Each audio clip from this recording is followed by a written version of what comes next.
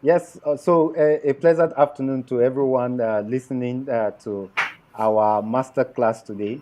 It's been almost always an interesting journey with all our master class. We have the best minds talking about topical issues that pertains to both farmers and then, of course, animal health professional.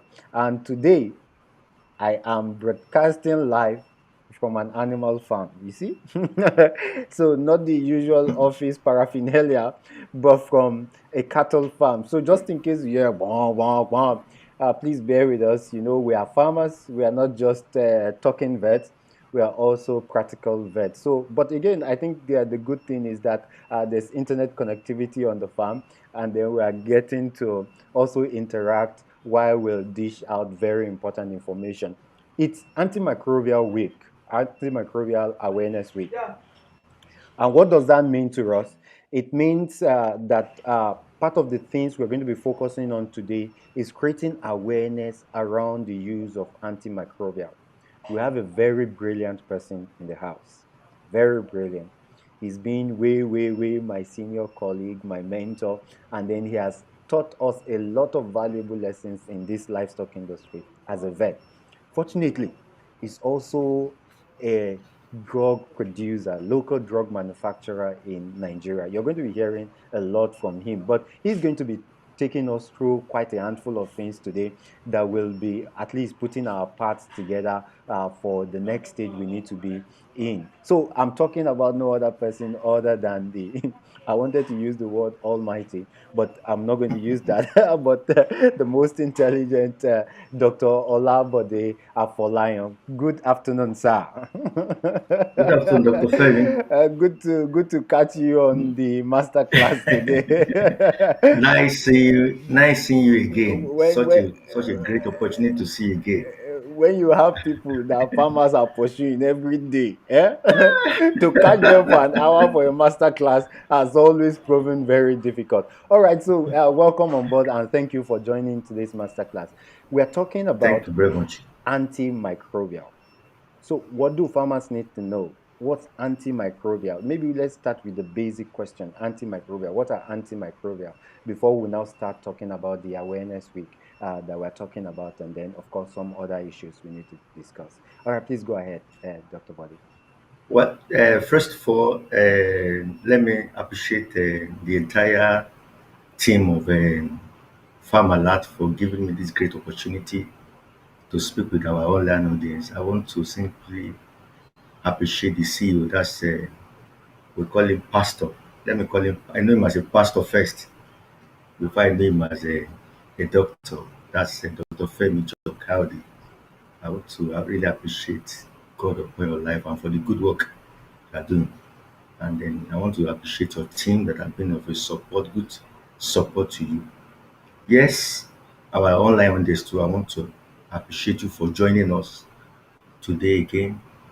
And then, yes, we are having an antimicrobial awareness week, and then it's a serious issue that we need to discuss because of the tremendous impact we are having in the society. Like from Dr. Femi introduction, and it's a global issue, a serious issue that we are facing globally, both in human and animal health. But our focus this afternoon is on livestock farming, specifically on poultry production. Yes, antimicrobial, these are generally drugs or what we call a chemical agent that we use to treat infections both in humans and in animals. These are drugs that you can use to treat infection caused by bacteria, viruses, fungi, parasites, and then many host of other pathogens generally, just to take care of the infection that the animals have been experienced or even the humans.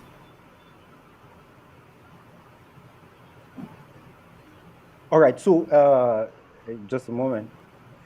So, again, you've broadly defined what antimicrobials are. I believe they include antibiotics, right? Yes, Antifungi, the yes, and the likes. and antiparasitics. Mm. So, but again, farmers use antibiotics. They use, they misuse, they abuse. You A you want to double double, dose, yeah, the double dose. If the it's triple dose. if it's double dosing and triple dosing is maybe is fair. They don't just double dose or triple dose. Like they combine cocktails of antibiotics that if you when we were in school it was difficult. It's easier to imagine. They combine different drugs just because they want to handle an issue. What's your take about that, sir? Yeah, it's a serious issue. Like you just said, rightly said. I remember during my poultry medicine class, let me say, if you have medicine class in the clinics, I remember the kind of drug we have been exposed to in the clinic. And when I started practicing and I recommend some of these drugs for farmers, they will tell me that doctor, this drug can never work. I will tell them why is it can never work. And they say it can never work. You don't understand. Ha. That you need to give them this strong that this kind of drug you are giving them just like you're administering water, only water to the birds. So it's a serious issue. It's a very serious issue. Not only globally, but seriously in Nigeria. We're having a serious issue on the discriminate use of antibiotics all over the country, especially in the area of poultry sector. So we encounter it every day. Most times when farmer calls us on phone, the first thing they ask you is that what antibiotics can I use? They are not even asking us what do you think is wrong with my birds? They are not even ready to explain, or they are not in need to explain the clinical signs or symptoms they are experiencing in their farm. But the major problem they want to know is that what drug can you recommend for me to use? What drug can you recommend for me? And sometimes they even tell you that this drug you're recommending is not too strong. You need to give me very strong antibiotics. So it's a serious issue I have with them. Okay, so but again, what's the implication as a professional, as a vet, right? Now, yes, What are we the have so implications of many. some of this misuse and abuse of Yes, antimicrobials? we have so many implications, so many implications of the problem we have. Now, let me speak from the angle of a poultry diagnostician. Now, as a veterinary doctor, because of the indiscriminate use of antibiotics, we're having problem of narrow choice of medication. Now, most times when people come to the lab for services and then antibiotic susceptibility test is run on the sample being sent, we discover most of the time that the choice of antibiotics that we challenge the organism with, most of them are resistant. So for me as a veterinarian, I have a serious issue of the best drug to recommend for farmers to be used anytime we come up with a diagnosis. So we're having a serious issue of narrow choice of medication. Now, so at the end of the day, you will find yourself combining more than maybe most times two antibiotics to treat a common ailment. For example, we are talking about colibacillosis, which is an ubiquitous infection everywhere. You are finding difficult using maybe second or third generation fluoroquinolones for this kind of infection, which we shouldn't have come across in the first place. So we are having serious issues of narrow spectrum, narrow choice of antibiotics. Secondly, we are having the emergence of so many strains of this organism as a veterinarian. Now, um, a lot of the organisms are being resistant to these drugs we are talking about. Some are bound by the use of enzyme degradation. Sometimes it could be as a result of a mutation of the organism. So it's a serious issue for us. Another thing is because of economic losses. A lot of farmers are experiencing losses. Before I came online, I was just speaking with a farmer that as of now, just to medicate some few thousands of bed, he has spent more than 600,000 naira on drugs. More than 600,000. And at the end of the day, he's not giving the desired result. And I asked him, did he go to the lab? He said, no, I just went to a drugstore and I purchased the drug. So, yes, he's losing best, and at the same time, losing his money. So I experienced a lot of economic losses. The most important part of this is that there were a lot of drug residue being exposed to by humans. As you know, we have a lot of ways that these drugs are being eliminated of the bed. Some of them being shared into the eggs, some of them into mix, some of them into the meat. So at the end of the day, humans found a little residue of this drug, especially when farmers are not observing the withdrawal period. before some of these products, byproducts, are being sold into the market. So a lot of humans are being exposed to some of these antibiotics, and generally 70% of the global antimicrobial produce annually, 30% of them is found in poultry. 30% of these drugs is being used mm, by poultry. So mm, just imagine if statistic says that 30% mm, is being used globally. Just imagine how much percentage is being used in mm, Nigeria mm, or in sub-Saharan Africa. So these are the challenges for me as a veterinarian mm, that we have been exposed to mm. as a result of the indiscriminate use of antimicrobial Yeah, agents. you correctly have said that a lot of these antimicrobials are used in poultry, right? And it goes a Yes, long way affecting humans because yes, there are disease in humans that cannot be even be treated by normal antibiotics again because yes, of these drug residues in the meat, in the protein we consume on a day-to-day basis. It's alarming. It's really, really very yes, yes. alarming. Very, very, very, very alarming. And Very, one very of the alarming. things I hope we can achieve with this masterclass is to tell farmers, right? You have the opportunity to ask questions very soon. I'm going to open the question line open. But again, cocktails of antibiotics. Dr. Afola, Olabode is saying cocktails of antibiotics, they are wrong. Cocktails, like combining different antibiotics, they are bad. They're really, really very bad. Not going to. So maybe I should even ask him, sir, why do you think farmers don't like going to labs? Why do you think? Well, for my experience, most farmers they want a quick fix solution. Mm, They want a quick fix. The most farmers before they even approach a vet, I stand to be corrected, or because they come to a lab, they will have tried as many things as possible. Self medication will have been commenced before coming to the lab. So most time they want a quick fix solution, quick fix solution. So they felt that coming to the lab, it will take some level of time, for them to get the desired result. And then most of them don't understand that even at the point of coming to the lab, we can come up with what we call a tentative diagnosis.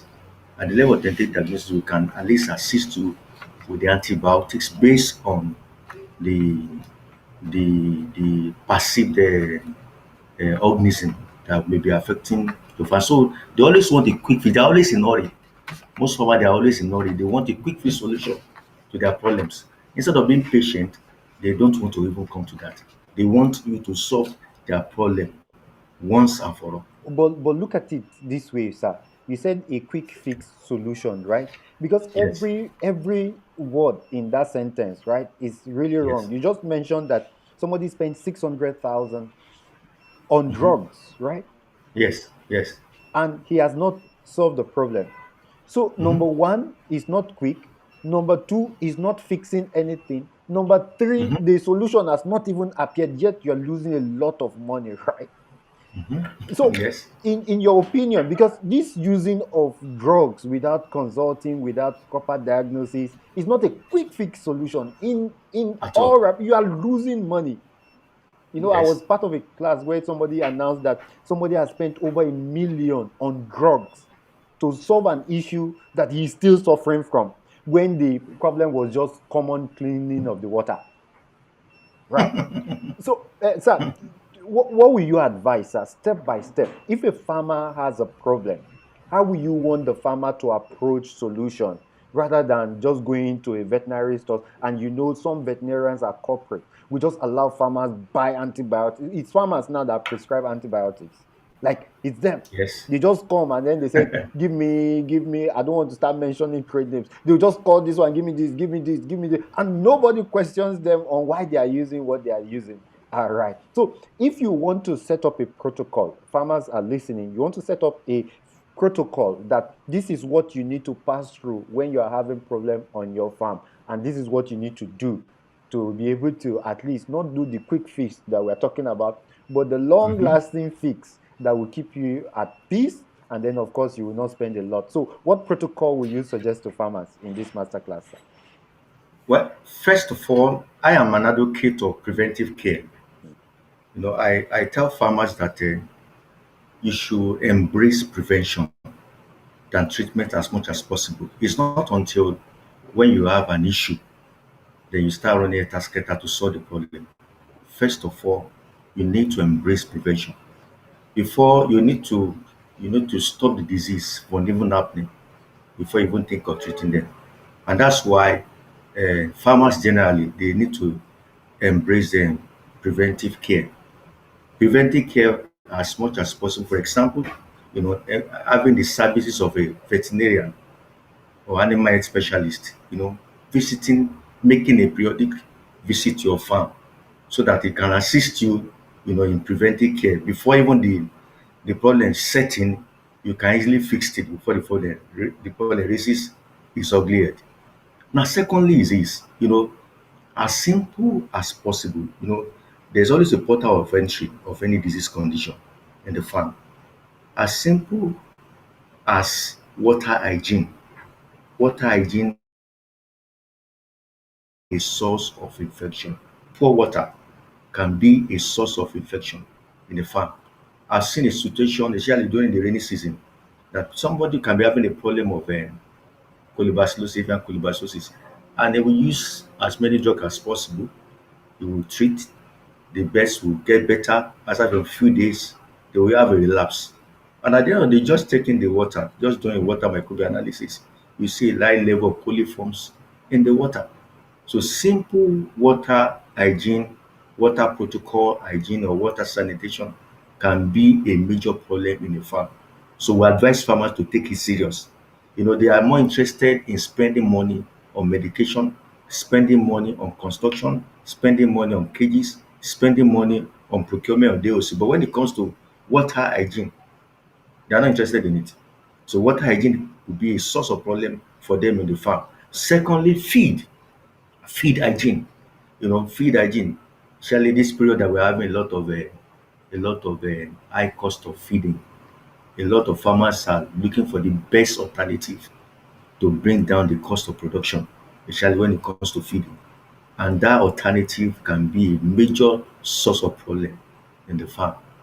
Just imagine somebody using, I don't want to mention raw material, somebody using a raw material that is highly laden with a lot of toxins. That toxin alone can predispose the birds to a lot of problems. Ability to be able to fight disease could be a problem. So good good feed hygiene is very very important. Yes, if you're into self milling, it's good for you to be very conscious of where you buy your raw materials so that you won't be exposed to some of these. So let me give a simple instance. Some of us use bone, what we call bone meal. I've had the opportunity to isolate a lot of salmonella species from bone meal. What's the quantity of bone meal you add to your feed? Very, very small. At the end of the day, that bone meal can expose your farm to a lot of problems.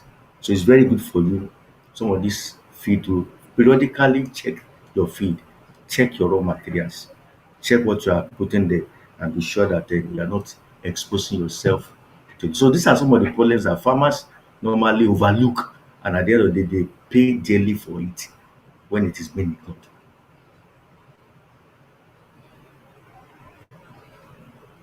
So you've just mentioned the food quality, food Yes, hygiene. You've also yes, mentioned the water hygiene. Do you want to yes. talk about biosecurity? Yes, bicycle is very, very important. Hmm, Bicycle is very important. Recently, we had a lot of outbreaks of avian influenza in some part of the country, exactly.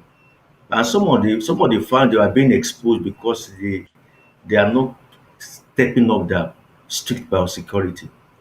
A lot of people come around the farm, the egg buyers come around the farm. So yes, it's good for farmers to embrace strong biosecurity, as simple as perimeter fencing. you know Perimeter fencing, you control the influx of people that come to your farm. You must have a record who comes to your farm. What is the business of coming to the farm? You don't have any business in the farm. If you don't have it, then you don't need to come. Something as simple as a food dip, you know, food dip at every entrances of the farm. Maybe you are entering your feed store, you are entering your pen houses, you know, you are entering your storage store. As simple as food dip, very, very important. The another careless thing farmers does is that in the disposal of carcasses, I don't know whether you ever thought about it. Farmers, I've seen farms, their neighbor being exposed to a virulent viral infection just because their neighbors were so careless in the disposal of carcasses. So they just throw it across the fence, you know. And that's why we always encourage them the best way to dispose carcass is to bury it. If you cannot bury, incinerate. If you have the provision for incineration, burn it. So so poor carcass disposal can predispose them to some of these dangerous pathogens. Disposal of litters. I know some section in this southwest that they will keep on having outbreak of disease in their environment because of the way they dispose their fecal material droppings. Some of them you just pack it manually and come and drop it not very far away from the farm. So it's easy for them for the air to blow it. Insect can carry pathogens to the neighboring pens. And at the end of the day, they are so stocked. So it's good for farmers to dispose their carcass properly, control vectors, vectors like rats, rat. You know, this morning somebody was telling you, sir, I've been having problem of fowl cholera. I always have problem of fowl cholera. I said, oh, do you have rats in your farm? Ah, he said plenty. He said they are my neighbors. You know, so these are vectors.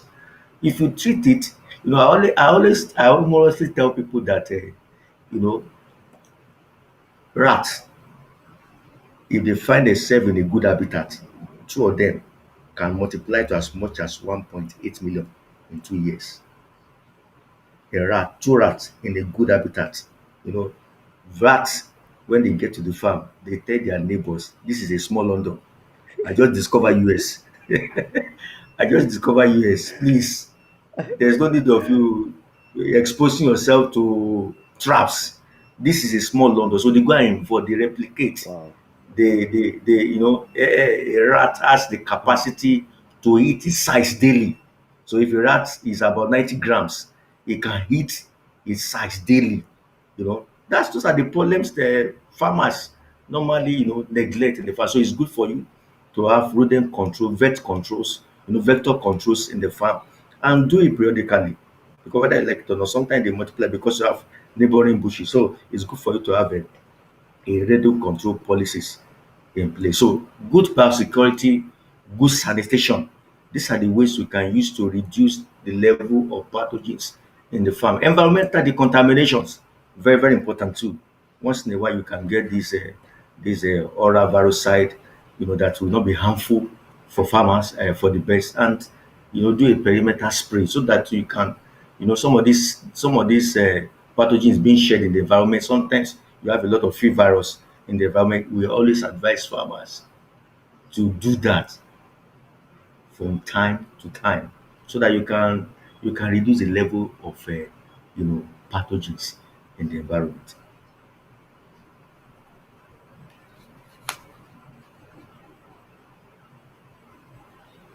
Of recapping, farmers, I just hope Okay. you're listening, right?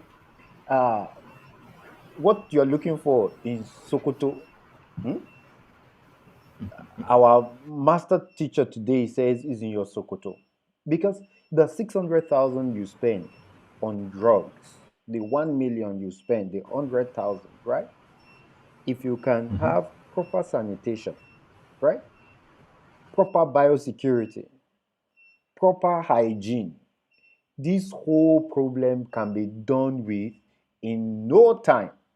So that's what our consultant, unfortunately, I think his network is off. Okay, he's coming back.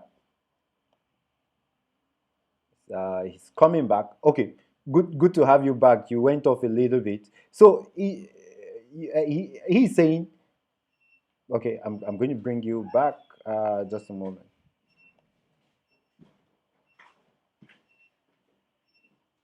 So just a moment.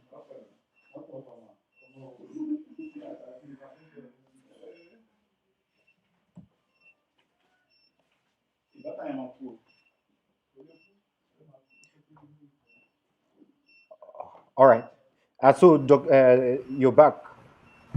Yes. Can you hear me? All right, fantastic. All right. So what he's saying is that if you can have proper hygiene, have proper biosecurity, sanitation, right? Those key things Mhm. that we overlook about the things that will help you reduce the use of antimicrobial on your farm. And then you see, everybody stays alive. Because the more you keep using those antimicrobials, the more harm you do to yourself as a business person, the more harm you do to the birds because of growing risks of resistance. More importantly, the more harm you do to the Okay, can you society. hear me? Yes, I can hear you. I can hear you. So, can you hear us? Can you hear me? I can hear you. Dr. Bode, can you hear me? I can hear you, definitely. Can you hear? Sir, can you hear? Can you hear us? Dr. Bode, we can hear you. We can see you. Can you say something? Oh, it's off again. Network. But again, I'm super proud of the farm I'm in because, I was hoping that I was going to have bad network, but of course, I'm not having any issue with my network. So, again, internet connectivity is growing on a day to day basis on the farm. All right. So, sir, welcome back. Yeah. Can you hear me Yes, thank now? you. I can hear you very loud and clear. All right, fantastic. All right, so now let's move to the issue of Farm Gen is on. Let's move to the issue of you're a local drug manufacturer. Compare the two, Yes. because sometimes some of these farmers think local drugs are, they are really off it. That what you use, we are 70-80% of the time we use the imported drugs. Are local drugs Yes. bad? If they are, why are they? And then why are you involved? Go ahead, sir. Well, first of all, I won't say local drugs are bad. Yes, the farmer have their fear, Mm, and like I said, someone said in our local language here that if somebody say if a mechanic, if a madman has ever killed your relation before, when you see a madman, you quickly run away from him. So most times they've had a bad experience of using local drug maybe in the past in terms of efficacy. And many times I always tell farmers it's easier for you to push the blame on local manufacturer. But many times have you ever checked yourself before you use that drug? Did you come up with a proper diagnosis before you use the drug? Most people just go to the vet store and buy purchase a drug without even know the problem. So yes, local products are not bad. It's just that people may have their fear based on their experiences in the past. Now, why am I involved? I'm involved because I have interest for the profession. I have interest for the sector. And I see a lot of pains that farmers go through just to procure antibiotics. And I feel that if there's any way we can cushion the effect and assist in reducing the cost of production. And that's why we came in. Now, I would advise farmers that it's good for you to patronize drugs that are being produced by professionals or that are being marketed by professionals. Some of us that are veterinarians, we know why we are here. We are not there to just to make money. We are there to be a solution provider for the challenges. If you have ever been around poultry farmers, we know the pains and the trouble to go through. I've seen farmers taking up loans, and at the end of the day, they find themselves in a mess because of this problem. So we are involved, and I can categorically say yes, we may have our challenges in local production, but yes, we are coming up. Don't think we are seriously coming up. A lot of local products are, are taking the stage and are providing so many solutions to poultry farmers in the country. So I think it would be a good time for us to know which of your products, all right? I know you manufacture Yes, some range of products, right? So, yes, and we have people listening. Which of your product will you yes. suggest? And why? Oh, okay, for the purpose of the program of the awareness, I would not want to talk about antibiotics Mm, online, mm, but I want to focus more on the supplements we have. mm, Like I always tell people, most times, anytime best. are being exposed to so much stress, they will likely come down with infection. And the farmers, they are not taking so more cognizance of this. They involve in a lot of, especially this period that the average temperature is coming up. So they exposed to a lot of stress, and some of these stress are both induced and non-induced. Whether you like it or not, birds are going to experience some level of stress during transportation, during vaccination, during laying. So some of the products we have as a local producer, we have ranges of product cutting across antibiotics, supplements, vitamin supplements, oral virucide, disinfectant. But for the purpose of this online seminar, I want us to take some of our products here. For example, this period that we are in the festive season, we have a product called Fish Broil. Fish Broil is a product specifically produced to enhance weight, both in broilers and in the cockerel, turkey, pullets. So it's a product highly fortified with anti-stress vitamins, amino acids. So using it, it reduces stress on the birds. It improves their feed conversion ratio. It increases their appetite. You know, sometimes they will not want to eat, but using that additive in water, it will make them to eat more. So that at the end of the day, you can achieve the desired weight within a very short time. Now we have another product called Five-Stevite. Five-Stevite, is an anti-stress vitamin specifically produced to handle stress in all kind of poultry. When we talk about all kind of poultry, we're talking about layers, broilers, turkey, breeders, especially this period that we are in the hot season. I want to recommend for anybody that is listening from me in the northern part of the country. Anytime the temperature of the pen, anytime temperature of birds is beyond 30 degrees centigrade, the consumption rate of the birds drop by 1 gram, 1 to 5 grams. So yes, Phytosterol is a product that contains anti-stress vitamins, contain electrolytes, contain dextrose. Anytime you use that product for for your birds during any period of heat stress, it reduces the level of corticosteroid being produced, which is normally known to mop up the antibodies.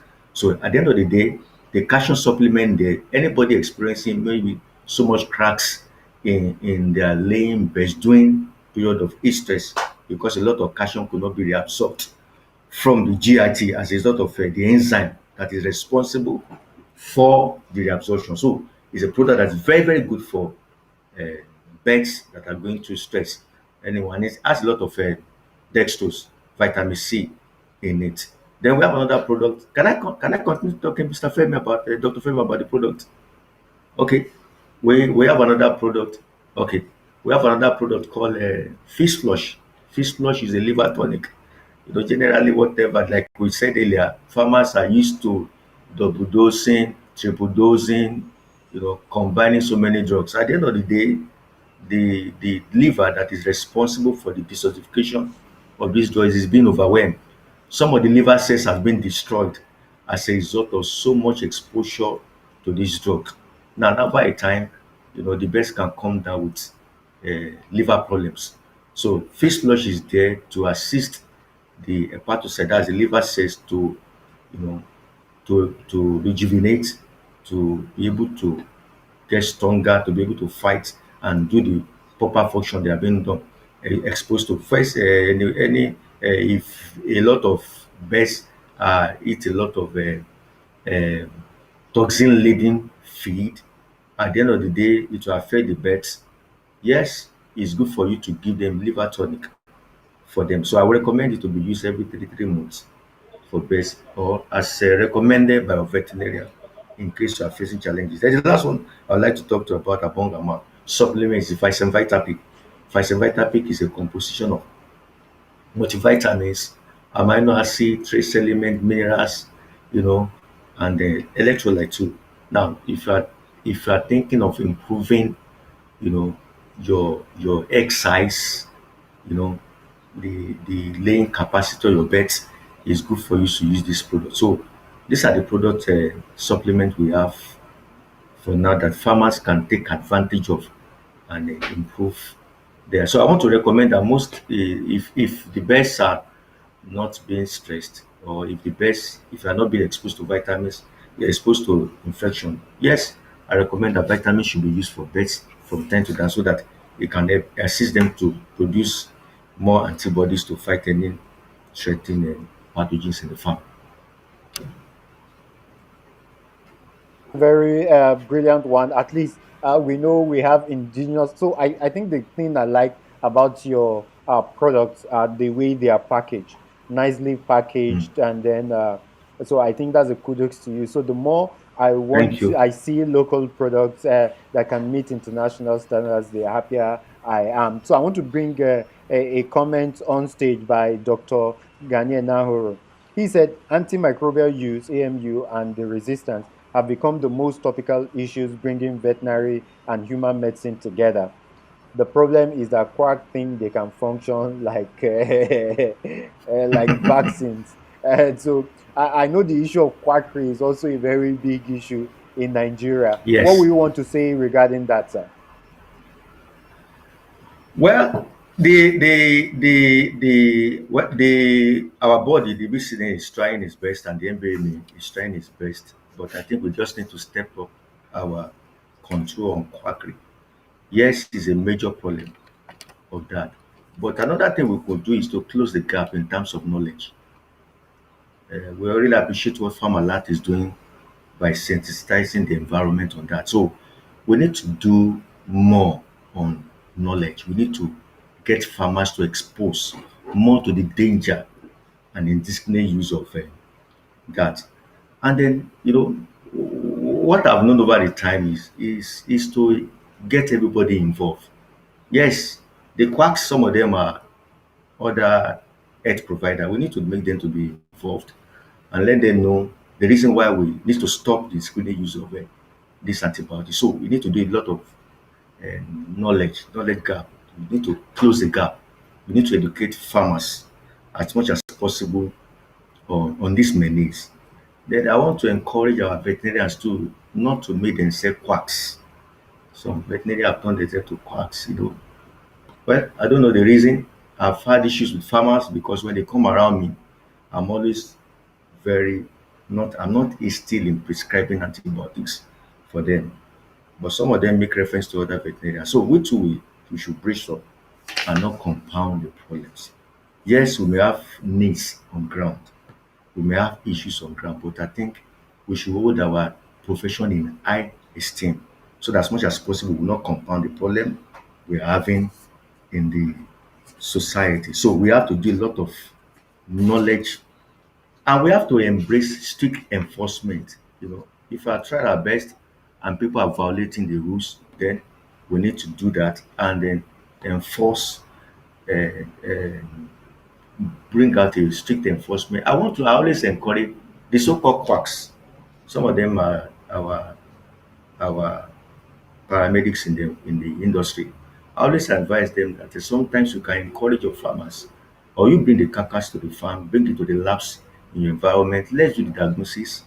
You know, the fact that you bring your samples to the lab doesn't mean you are going to use or clean it. Yes, we can advise you because the truth about it, vets cannot be everywhere. How many vets doctors we have even in the state I reside? How many of them can go around the farm? But there's a collaboration, we can work together. And I want to use this opportunity to to tell the veterinarians, let us not see them as an outcast. Let them be involved. Let them be involved. Over time, I want to believe their mindset can be changed. So yes, we need to embrace that, and then if it's not working, then strict enforcement needs to be embraced so that erring quacks or the so quacks can be disciplined.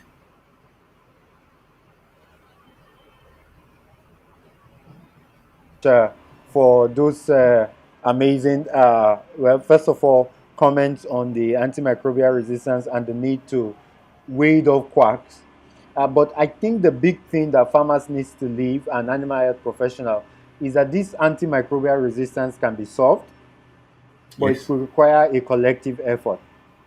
And yes, there are things we do that looks minor or simple, but are life-saving: sanitation, Mm-hmm. biosecurity, hygiene. Dr. Afolayan Olabode has emphasized that these basic things, if done, even like rats, I like the story of two rats that are comfortable could give birth to could become 1.8 million rats. I wish we can convert rats into poultry feed. Eh? Like, yeah, I can invariably just get two rats and multiply into 1.8 million and grind them. My many apology, for that cruelty. But again, rats are carriers of some of these diseases that we dread. So the Yes, more yes. we control rodents on our farm, the better for us. And then for those of us who also will want to get the product he has talked about, the number is right on your screen. I've put out the number to reach FISEM Integrated Services directly on your screen so that you can invariably call him and get to order, sir. Dr. Afolayan, we're so super grateful for the time you had with us. The Thank you, Dr. farm is Femi. slightly getting noisy, but again, if you have a last word, what will that be to farmers? Yes, it's to my farmers. I Mm, want to say that we are in it together. Now, I want to say in conclusion that our farmers, I want you to try to avoid said medication as much as possible. For us, you are not helping the matters. I want you to embrace preventive care than therapeutic services, solutions. What I mean by preventive care, try to get your veterinarian involved in your farm. You can get them. We have a body of MVMA in every state that can assist you to get a qualified, trained veterinary doctors to assist you in your farm. I want you to always try to follow up if you are being prescribed antibiotic for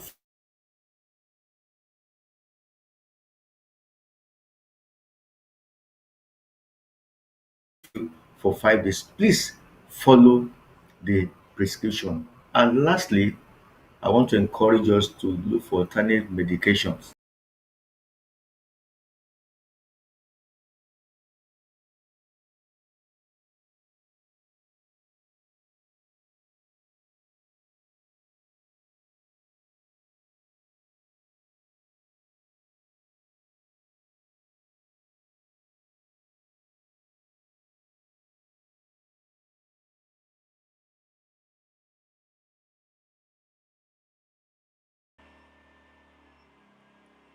can you hear me? I can hear you now. All right, good. Very Yes, well. I can hear you loud and clear. You're saying some very last word. Lastly, al- yes, lastly, alternative medication. Yes, it's not every time we use antibiotics or chemical agents. There are a lot of herbal extract Mm, outside there that the body can easily biodegrade. mm, Please mm, let's embrace that. Alternative to use of antibiotics. There are a lot of herbal extract outside there that are both antibacterial, antiviral, antiparasitic, antibacterial in their activity. So rather than bombarding the farm with a lot of chemical agent and a lot of them doesn't have any side effect, the body can easily degrade them. mm. So, thank you so very much for this. This is an amazing segment. And then it's Antimicrobial Awareness Week. Before we leave, I want to just emphasize the need that antimicrobial resistance is real. It's really Yes, very real. It's not.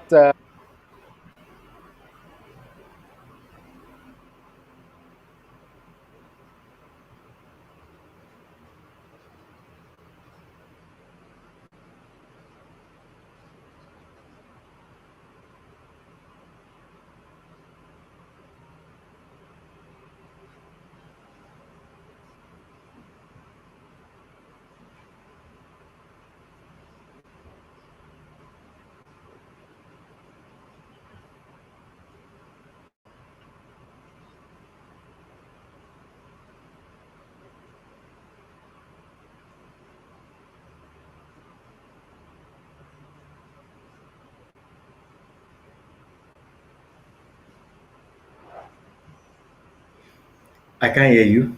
I can hear you.